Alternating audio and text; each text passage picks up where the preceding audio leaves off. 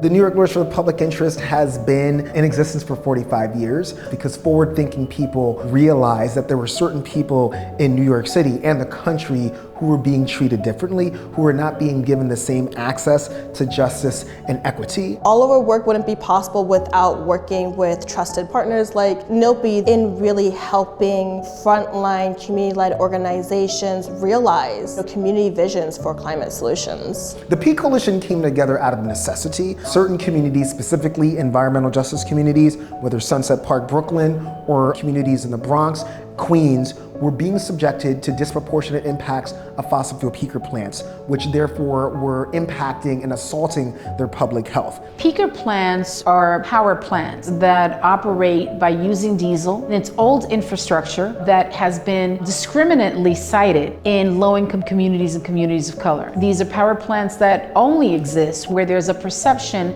that they don't have the political power to push back. Most of the peaker plants, because they're so old and inefficient, they're burning all types of fossil fuels and spewing sulfur dioxide, nitrogen dioxide, and other pollutants that have been the root causes of generations of health disparities that have led to upper respiratory diseases like asthma, like heart disease, like diabetes, and making environmental justice communities more vulnerable and hardest hit by the COVID-19 pandemic. Our families have been personally impacted as a result of toxic exposure. We have this legacy of having had access to poor health care, poor food, every generation as a result of systemic racism. And then you add to that a saturation of environmental burdens and exposure to that from the moment we're babies until we're elders, which is one of the reasons why COVID took out so many of the people in our families and our community, because we were the most vulnerable, the more susceptible. We felt that it was necessary to stand up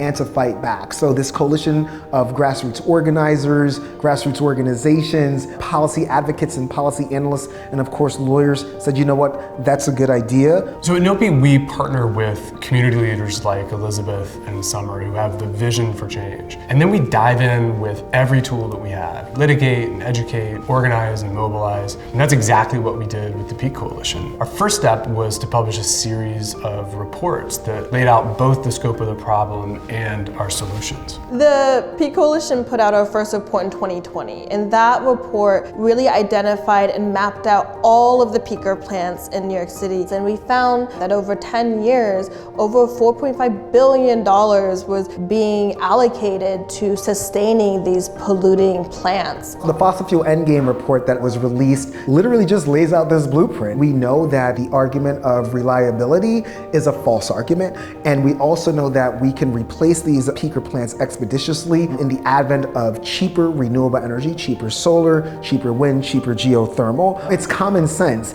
and it can be done. Adding to the impact of our reports, we filed a legal challenge with UPROS to the repowering of a peaker plant in Gowanus, and we mobilized community opposition to the permits of 2 peaker facilities in Queens. The Climate Leadership and Community Protection Act is now being implemented, and we've seen that in real time. The Department of Environmental Conservation denied 2 permits, one in Astoria, one in Newburgh, New York, using the Climate Leadership and Community Protection Act as the impetus.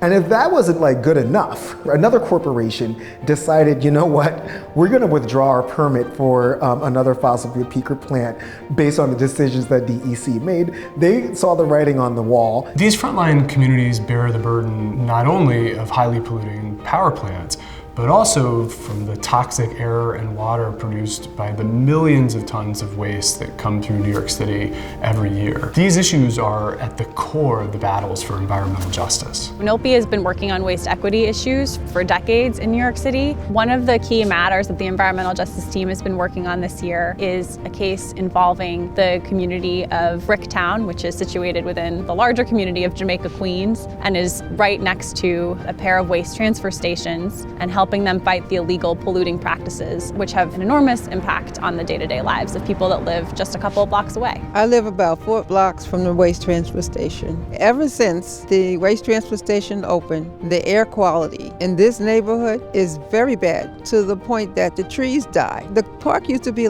packed. my friends and family. I have to pick them up at the bus stop because the smell is so bad. It's terrible. I had to keep my windows closed forever. I was thinking about actually selling my house. 3 generations, but the smell was chasing me away. One example of environmental racism is the way that New York City has historically processed our waste and the design of our waste system. Those waste transfer stations have been historically clustered in 3 communities, all of which are lower income communities and communities of color, and that is South Bronx, North Brooklyn, and Southeast Queens, where we're sitting right now. The lawsuit involves 2 separate types of claims, but they're connected because the allegations arise out of the same polluting practices by the waste transfer stations. The first is claims related to the regulations of the Clean Water Act around how industrial facilities have stormwater and wastewater runoff. And the second set of allegations is around the law of nuisance. It's about how the activities of these waste transfer stations affects the day-to-day lives of the residents that live just a couple blocks away from them. We're currently in the early days of this, but I'm really hoping that the waste transfer stations clean up their acts and they change their practices so that community members are able to fully enjoy the use of their community. The lawsuit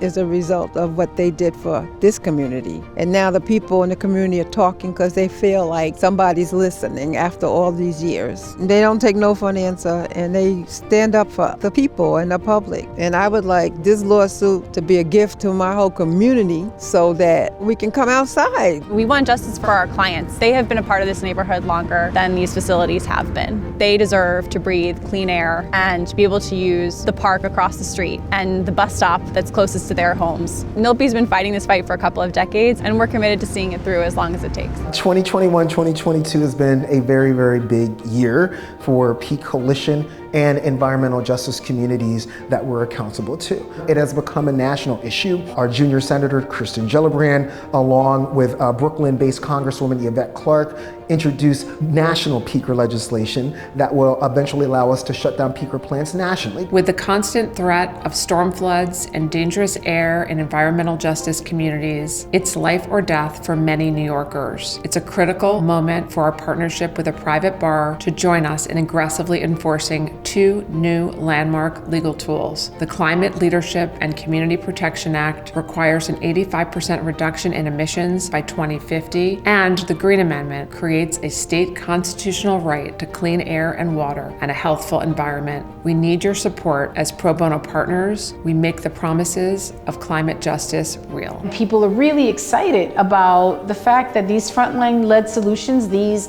collaborations of people from all these different sectors are actually transforming the landscape. And they're transforming it by taking out the bad and building the good. And that's going to be a trend. It's New York City leading. Now they know that not only we can fight it, we can win, and that we can operationalize a just transition, and that's pretty cool. I want to thank NYLPI for giving us back our neighborhood, clean air, and respect for the community, actually, because our voices were not heard. And now they're even being heard in an actual court setting. So I can't say enough. And I'm happy to be part of the lawsuit, and I'm happy to save my community.